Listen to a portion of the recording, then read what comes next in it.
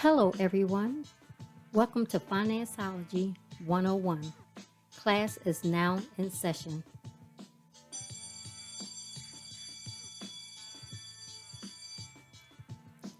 The information provided during this podcast is just that information. You will need to do further research to address your specific situation. Enjoy the session. Good evening, everyone, and welcome to another session of Gifted Generations Presents FinanceOlogy 101. I am one of your hosts, Robin Seegars, and the other host is. Elroy Seegars. So, everyone, this session we're going to be talking about, am I too young to think about finances? And the answer to that is you're never too young. You're Yeah. never too young. I was reading an article today and they said the minute they start learning add and subtraction with the second, third grade, they start learning math, start teaching them about finances. Yeah. And you could do that by just sitting down with your kids and explaining to them when you're paying your bills, what bills you have, what you have to pay for. Like our kids, we started telling them about like the water bill and the light bill because they're running water like I guess they thought it was all free. Yeah. And once we explained it to them, like, no, we started showing them that here's the bill for this. We have to pay for this. They were like, oh, okay. And when I Yeah. was coming up, my mom, the minute we all turned 14, as each of one of us turned 14, we were able to get in Baltimore. They had summer jobs. I know they still have those programs in inner cities where you can get a summer job at 14. And that was our first experience with getting a job. And we were told to save our money because we were buying our own school clothes and own school supplies. Did your mom give y'all a bill to pay for it too? Like Yes, once we got to the point where we were working like part time after school, she gave right. us a bill. Everybody, because I had an older brother and older sister, and then when I became of age, I had a bill. So the three of us, we had bills. She gave us a bill, and she said, "You better pay it and pay it on time." And so we had to go and figure out how we had to do that. So we actually had to go to, the gas and electric company or the phone company or Right. whatever it was and make sure that bill got paid. Because if it didn't get paid and she got a notice, oh, we were in trouble. Yeah, my So bill at was an an early HBO bill. yours was HBO. So at an early Yeah. age, you can start teaching your kids how to the relationship they should have with Money. money. It starts Yep. at home. It Yep. starts because the school system does not teach you this anymore.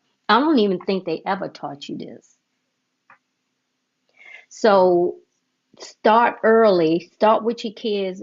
Like when you give them, say you give them allowance, start teaching them about saving. Say, okay, part of your allowance goes to saving. Part of your allowance go to church. Part of your allowance will let you spend on, some of the things we approve of.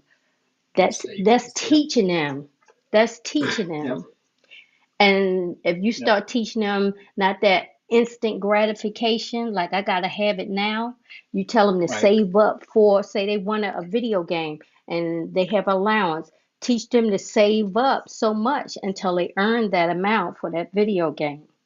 So now at Yep. an early age, they're not expecting that instant gratification, Yep.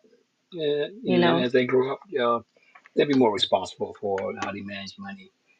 Not to saying they won't make unwise decisions, but the decisions they make will be wiser than they have known without any Right, information, without any training, right, without the tools you put in place. You right, know, back in the day, it was just my mom's. So she was constantly working 12-hour shifts. So when she came home, she was wanting to rest. So you always look back and say, when does she have time to teach us all the things? What tool does she have? Well, in today's technology, I mean, the kids have access to it. I mean, babies coming out nowadays with cell phone in their hand. The Mm-hmm. technology is in their hands. They have a lot more knowledge today than we did back in the day. The internet is something that everyone has access to. Can you imagine where we would be today if we had this exact same information? It's like it's Right. hidden information. You have to go dig it up in the days to get it. But right now, it's in the Mm-hmm. palm of your hand. It's right there in front of you. Yep. Different generations, Gen Z, Millenniums, Gen X, baby boomers, they all have a different work ethic and their opinion towards how they wanted to save money. Gen Z is 12 to 27 years of age, which is 97 to 2012 and beyond. Millennials is 28 to 43 years of age. So when you look at those different groups, baby boomers is 55 to 64, and Gen X is 65 to 80. When you look at those different generations, they all have a different perspective back then on how we save money. I'm a baby boomer. I'm right on the edge of it too. I'm a born in '64, but I'm right at the edge of Gen X also. And there's different things that we did back then, what we understood what saving looked like. Mm-hmm. Cutting grass. You save all your money. What investment? They ain't no thinking about investments. I didn't know anything about saving for retirement or thinking about retirement. Well, today Gen Z people, they have all the information about retirements and 401ks, so that they train and they do things totally differently. I was reading. It Yes. was, it's pretty impressive. A lot of stuff that I was reading lately. It was I ain't gonna say surprising, but it was like, wow, this is great. It was talking about Gen Z has taken over the retirement game. Mm. They leaving their predecessors in the dust. They say they've come to dominate the arena of financial planning and investment of the future. And That's you know from why? Because go ahead. go ahead, go ahead. No, where's it from? From Bazinga. Says Bazinga looks at a recent study to explain this development. It's according and then also talking about Vanguard. It says workers aged 18 to 24 were 32% more likely to invest in their workplace retirement plan than their older colleagues were at the same age because it's new to them. So they starting off Mm-hmm. like, oh, okay, this is new. I'm going ahead and save. But back in the day, we like, what? You want me to put my money where? I'm not used to doing that. I'm not used to having a smaller check, but they grow into having that kind of lack of access to money because they build into their everyday living. I'm gonna put away a certain Right. amount. I'm a tithe. I'm gonna pay bills, and I can live off this. Well, before it's like we used to having all our money. We put a little bit away in the piggy bank. We didn't believe in all that retirement and investment stuff. So now the older people who's now trying to do the catch up game. You used to living off $1,000. Now you're like, whoa, now I'm living off of 650. That's a huge hit because you're not used to living off of less. Well, today's people, they are. Right. And it Generation Z. and also what millennials and Gen Z, they get all their social financial information off of social media. So, Yeah, like you just the said, access is to it. right in their hand. Is right in their hand. Now, I want you to think. Right. It's something just came across my mind when you were talking. Think about it. We're baby boomers. So the older baby boomers, what did they have? There was no retirement. There was pension. No, You right. stay at Yep. company 30 years Yep. and then you retire and you get your pension. So they didn't have to invest in anything. The company was setting up pensions for you. It was Yep. just when we were in our 20s and 30s when all this 401k and all that stuff started becoming popular that you had to invest in yourself. Yep. Company So matching and we stuff. Yep. had, right, so we were already working and we had to learn this on the fly. We went from not thinking about it because our parents didn't talk about it because they were in a pension system. Now we Right. have to learn it on the fly, and a lot of us learned it late, but at least we learned it that we need to save for our retirement because the company is no longer doing that anymore. Right. Yep. So a lot of us, the baby boomers, we were somewhat behind the eight ball when it came to retirement. But these young people don't wait till you're 30 and 40 years old. I had a friend or coworker, I say, that in her 20s, she every dime she had made, she saved and invested to the point that she was able to she could have retired in her early 40s with Hmm. millions of dollars because she Hmm. wasn't a materialistic person. So she socked away all her money from in her early 20s and her 30s, and by the time she was in her early 40s, she could have retired with millions of dollars, but she didn't because she liked working. And but she didn't. I know I haven't talked to her in a while. I know she not work didn't wait till she turned 60 Yeah, to that's funny retire you said because that about. That's funny you said that about she continued to work. They're saying that the Gen Zers, they rather have a better quality of life rather than hmm when I say extra money in their in their banks, I'm not referring to retirement. I'm saying so hmm like they want to have a better lifestyle. So a lot of Gen Zs are not buying houses and stuff like that. They hmm want to have hmm they want to have a good quality of life. So I hmm think they was talking about on the news that they're really concerned about the housing market when it comes to the baby boomers because we believe in getting a house and paying 30 years. They're like, I ain't paying no 30 years for no house. I'd yeah, rather jump around from pillar to post, apartment to apartment, and those kind of things. So it's amazing how the trend has changed and it has moved the needle from the baby boomers to the Gen Zers, how they approach everyday living, how they approach retirement. It's an interesting and and there's a lot of studies, and you can find studies that can mirror what the way you're thinking, and you can find something that can be totally opposite what you're thinking. So I think you got to find the common ground between the ones that say, okay, one is saying this, one the other is saying that. Where's the common right, ground between the two? And what right, I mean by right. that, it was talking about people saving less money because they want to put more money in their bank and they have a better lifestyle. And you can find others that say they rather uh, save now, and not put so much away from retirement. But majority of the surveys are saying they are saving more for retirement than they are hmm for like everyday, savings now, which is really good right. because they're living on a plan. I was, I know for a while there, I was like concerned about, how these kids doing, where they get education from, where they, who's teaching them. But a lot of us we just lack the knowledge and the mindset and self-esteem Right. that led us to overspend. Now you think about this here. For 2 years, we was in 2, 3 years we was in COVID. So what happened in COVID? Everyone saved so much money, right? They Mhm. lived on less Mhm. because we couldn't do anything. We couldn't go anywhere. So we had a stockpile. Well, we had a stockpile of money. A lot of us didn't invest it. We said, "Why I got all this money?" And the minute COVID started hitting, we started traveling, we started doing things. We forgot to take that money that we was putting away to say, you know what, let me go invest the extra money that I have now. We saved Mhm. it, but the Mhm. Gen Z didn't do that. They invested. They invested into stocks. They invested into their 401k.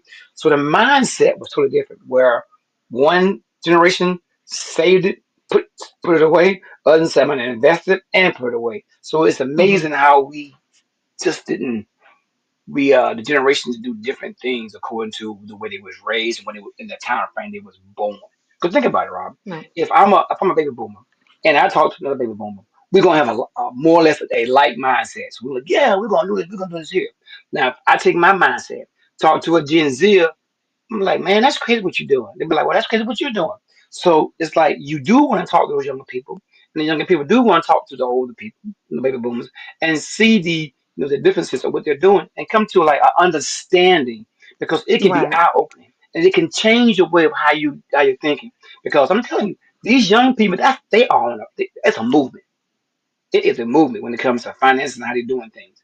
And they really gonna shake things up because they have access to stocks and bonds. You got all these uh these apps found that you can invest in and invest $20 and $30 weekly. Uh, I don't want to call all these names out for different ones that do this kind of thing, but you can do that weekly. IRA and Roth. You ain't got to do the company. You can do it through a different an independent app. Mhm. Uh, Mhm. but it's Mhm. it's amazing the access that they have and the tools that they're using. Well, we're just everyone's we're a little bit more reluctant because Right. we're more versed in being consistent and giving to our retirement, and we're gonna let that money grow. If we got a pension, great, and then when we retire, we're gonna live off of it. So it's Right. it's a Right. different mindset for different generations. So I didn't So mean to talk that too much just about that. But saying all that is just to tell you that you can impact the young mind early in life Hmm. to start having a relationship with money, Yeah. because if because it sounds like they're catching on from social media, but you can catch them Yeah. even Yes. before that, Yeah. before Hmm. they start really getting into social media. You can catch them Yep. before that, and start teaching Yep. them about saving and investing. You can make it a family game Hmm. where y'all investing in stock, and you showing them the Yeah. stock You market can. and You explaining it can. to them. So don't think Can. just because they're under 10 that you can't start teaching Oh yes. them. You can meet them where they are and give Yep. them that concept, because when they get Yep. older, it's already instilled in them, because our school Yep. systems do not really teach this. Because my Yeah. husband had to teach both our sons how to balance a checkbook. Checkbook. he Hmm. he made them track the bills, made sure each bill showed him what we went to him every time we paid a bill, and he had to make sure it was marked off, and it was in the we went old school. We did the check Yep. register, and we made him, both of them, go through, pay attention to the bills when they were due, all of that, because the school Yep. system is not, just don't take the time to teach them. And then you go into college, oh my goodness, your kids are getting bombarded with credit cards, and if you have not Yep. taught them anything about money, and so now they incurring debt, because those Hmm. credit cards are so easy to get in college. And then Yep. you have your military people, the young men and women in the military, thank you for your service, 17 years old, and they never manage money. I'm hoping Hmm. that there's programs in the military to teach those young soldiers how to manage their money. It's, Yeah. it's up to Well, you. us to Yeah. teach Yeah. the next generation. It's interesting you talking about the military. Think about this right here. How many people in America can gross $1,500 in savings every month? What do I mean by that? If you are E1 and you just go into the military, you ain't got no bills, and they're gonna house you, they're gonna feed you, they're gonna have insurance. So all your check is yours. So let's say you get Mm-hmm. 750 every 2 weeks, every 15 in the first. That's your money. You ain't got no bills, Mm-hmm. right? Mm-hmm. But let's say you were someone who was making the exact same amount of money, 750 every 2 weeks. You couldn't survive off of that because you got rent, food. You couldn't survive off Mm-hmm. of that. So the military does great when you're talking about how much money you get to take home every single day. It may not seem like lot because it's like 750 per paycheck, but it's a lot when they're taking care of everything else. Yeah. So you're right, Robin. They when you have that money, they're like, "Whoa, I'm gonna do all this money," and they just start going doing things that may not be wise, buying cars, motorcycles, credit cards. Uh, they do have tools in the military. I don't know exactly what they are, but I know they have some tools. Uh, they have sessions and stuff, but it's up to people to sign up for those things and to be taught those kind of things. But I don't think I think it should be mandatory if you ask me. Um, Yeah. I think I, I think I, I I think high agree. school, I think colleges should be mandatory. How we teach our kids and how we instruct them on what a checkbook looks like, how to balance it. ATM fees, charges. You know, overdrawn money and stuff, the consequences and stuff. I think it's imperative in order to for us to teach our kids when they go on their own. They don't go out and start bouncing checks and not having enough money, crying home to mom and dad, overspent. I mean, because you got adults right now doing that right now, making bad decisions. And like, oh my Mm-hmm. gosh. I was talking to somebody today, and it wasn't she's I think she is a Gen Z, and she said she was talking to one of her friends, and her friends took all her money out of the 401k to buy a house. And then she said, "Why would you do all that? You don't have a penalty and all this other stuff." She says, I ain't going to retirement. I'm young. I can save back up." And she's like, "But the consequences and the money that you're going to pay for that you're going to incur the cost for this year, the penalty for taking it out, and then that's part of your income from the year. You're going to have a huge hit at the end of the year." She said, "What?" So Mm-hmm. it's like sometimes we need to consult somebody before we make the decisions. Because when you go to a 401k, they're gonna allow you to take your money out. They're not gonna ask questions. They're gonna They say, "Here's your sure pill." not. Yep. They're gonna let you take it. But sometimes you need to Mm-hmm. consult a financial advisor and say, "What is the impact if I do this?" And then you can have your information. And if you decide to do it, at least you go into it knowing. And this was she was a millennium too. I think she was. So it was a Gen Z talking to a millennium. And I was like, wow, that's just woof. But I mean, we do sometimes what's best for us right now. We don't think about the future. But I am glad to see that a lot of Gen Zers are saving a lot of money. That's the Mm-hmm. younger generation, so I'm glad to see that. And I understand the impact of millennials, why they're not able to do so much because so much student loans, and you got money that you got to pay back. Thank God we having some relief for student loan relief that allow us to do more with our money versus just paying it all into to student loans. And there's so many things that's out there. This is Secure Act 2.0. Go and read what Secure Act 2.0 is. How some companies are now, I think it's either this year or next year, if they are forcing employees to save an emergency automatically, and they're doing Mm-hmm. automatic investments and stuff. So it's like wow, and they're taking some of the money and they put it towards their student loan. So a lot of companies is begin to change that mindset because making your check is great, but what are you doing to pay off your debts? What are you doing to save? So it's great to see that the Secure Act 2.0 has those things that have been instituted for any generation. You start a new job, this is what it's going to be. So those things are all great that they're being instituted. I think probably next year is the foundation of those things that we said. So, Well, because if you think about it, if they're helping you to manage your money, it's a benefit to them.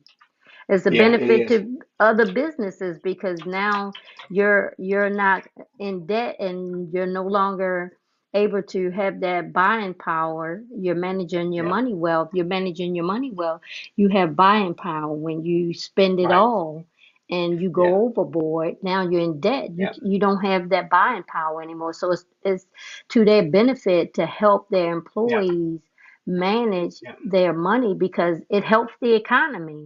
You think spending, spending, spending, and going overboard and being in debt, huge debt, is helping the yeah, economy? No, no. It's when you can manage it. That means you have constant money that you can pour into the economy when you're managing well.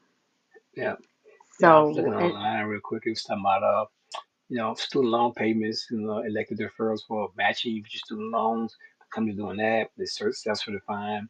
They have an option provision for employees to offer an emergency savings account linked to a defined contribution plan for non-highly compensated employees beginning in 2024. Employers mhm, may enroll participant automatically into an emergency savings account up to 3% of their salary to a total contribution amount of $2,500. And that's an emergency fund. What I would say, have $1,000 in your emergency fund. So this is mhm, like mhm. $2,500. So Wow. it's amazing what they're doing to help people. So you're not always living from paycheck to paycheck. It's like they're helping you to plan. They're like Right, your financial right. advisor and your employer. So and this is in 2024. So I would tell people look into those things. Yeah, If you don't look into those things, sometimes we're just not told. And when we're not told, we right. just go through life like saying, "Well, I didn't know that." Well, we're trying to tell you now, so you can at least investigate those things and start to make wise decisions about your money now that can impact your life and your money later. Right, right. So that's for young people. You going out to the job market. Yeah. Look at these companies to see if they offering Hmm. financial Hmm. advisors for free Yep. or offering these Hmm. kind of programs because that makes the Yep. company attractive because that means they're Yep. looking out for you. They're helping you. Yep. So yeah, That's young that's people true, look Rob. for That's those very true. jobs that's going to offer these things to you because Yeah. like for older people they looking for we tend to look for like vacation and all of that and when you're Yeah. early in life Say that. when but when you're early in your in life you're these are the kind of benefits you want. I mean, you want vacations as well, but this that makes it more Yeah. attractive. So young people go out there and look for those jobs that offering, great benefits. Right. as far as your Another finances. Go ahead. Yeah, another thing that's contributing to how people save, it was saying about 41% of Gen Z and 44% of millennials, those who are currently between 27 and 42 years of age, they are significantly more likely to want to do some sort of paid work during retirement. So they're saying, I'm gonna work during my retirement, so I'm not worried about it. Whereas people like me or you be like, when I retire, I ain't working another day. So once Right. again, this is the mindset. So they're saying, okay, I know that I like my lifestyle, so I'm planning on working into my retirement and beyond. So I'm gonna always have some kind of influx of money, even though they're saving for retirement stuff. They still plan to work beyond that. So once again, Mm-hmm. that's a different mindset, because I'm like, I'm Right. a baby boomer. I'm like, when I retire, I ain't trying to find no part-time job. So Right. it's just Right. amazing when you look at the percentages, and that's a high number. 41 to 44% of Gen Zs and Yeah, that millennials. is. They want to That work is. beyond their retirement. It's like, whoa. Now, some people have to work beyond your retirement. And some people Right. work beyond their retirement because they say, you want to continue to work to keep your body moving. So it's different reasons why people work. Yeah. It's not Right. always finances. Sometimes it's just say, I want to stay busy because I ain't got anything else to do. So there's different reasons why. But this is because this survey is based off of finances only. Like say, hey, Right. into my retirement year, I'm gonna continue to work. You know, Pretty off of that. So so It's just for amazing. It is.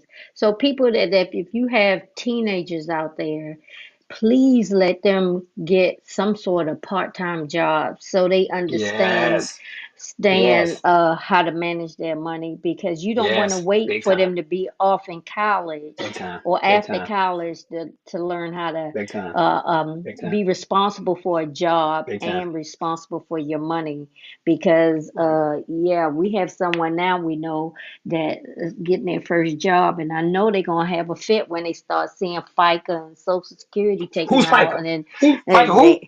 they like, I don't know these people, why Who? they taking my Who's money. he? Who Right. fed? Who staged? Who? What that? What Yeah. that? What's that stand for?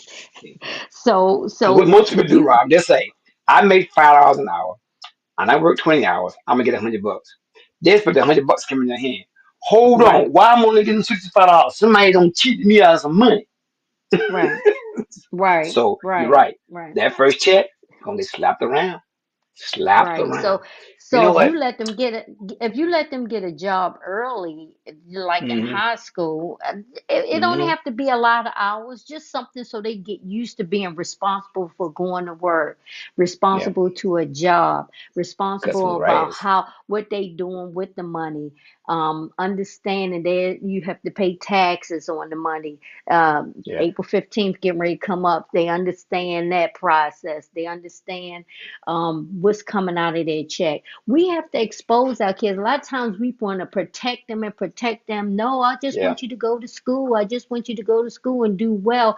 But when they get out there, they have no clue. We overprotect our kids, yeah, and they're more resilient than we think. So we need to allow them some leeway to learn these things before they get out the house. Because once yeah, they out the house and they yeah, out there on their own and mom and dad hours away, so yeah. you have to Yeah, I remember expose them.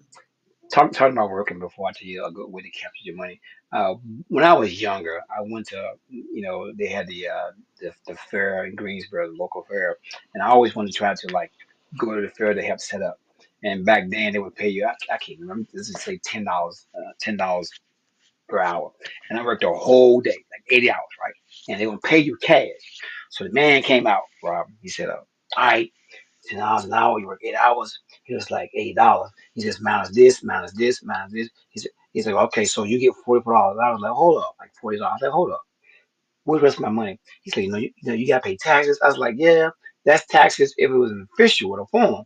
You're not gonna tax me personally because there's no form you get that I sign. So I'm like, you Hmm. trying to rip me off, bro?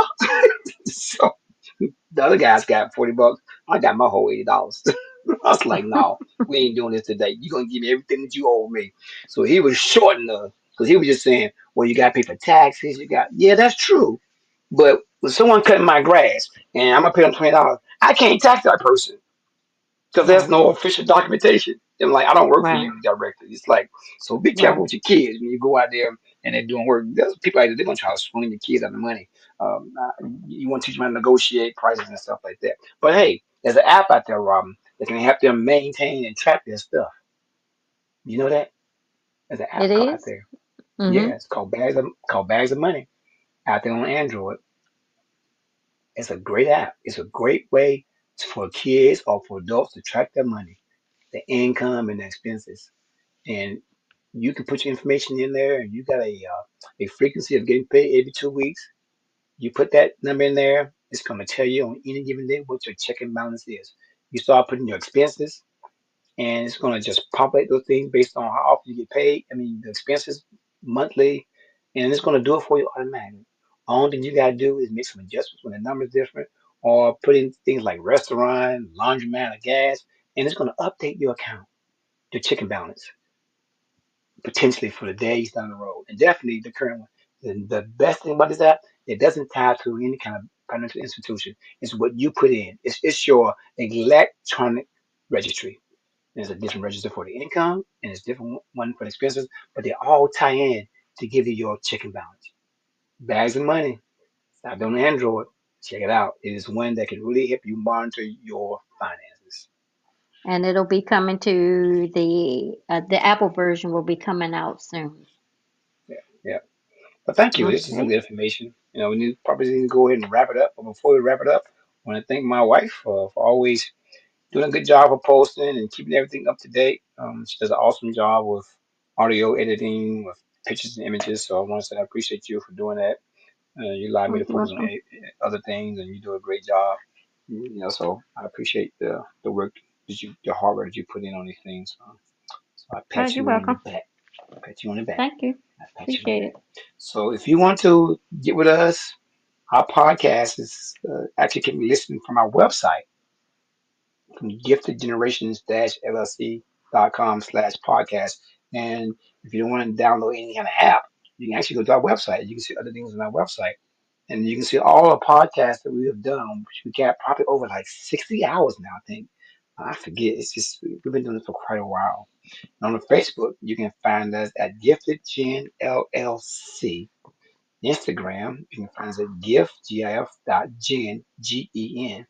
On YouTube, it's Gifted Generations LLC. And my wife went out there and got every piece of material to get us out there on the airways. She got us on Spotify. She got us on Google Podcast. She got us on iHeartRadio. And you can find us at FinanceOlogy 101. And she even started a Twitter handle at Gifted Gen 2019. 2019 is when we was formed. Gifted Generation. So look, as she tweeting things, like it, share it, pass it on. You pass on everything else. Pass on some good quality knowledge. Pass it on Yes. because if you don't need it, maybe somebody else may need it and they may find it very useful. So once again, thank you for listening in. And my wife, you can have the last words. You see that? That's Thank what you have you. the last word. Well, thank you. I appreciate that.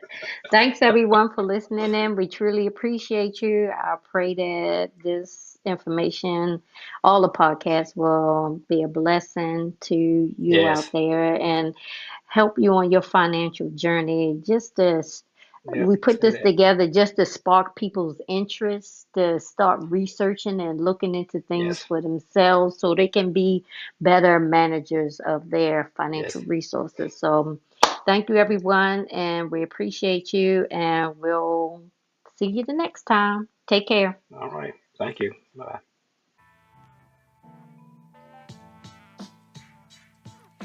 Well, thank you for tuning in to our podcast, FinanceOlogy 101.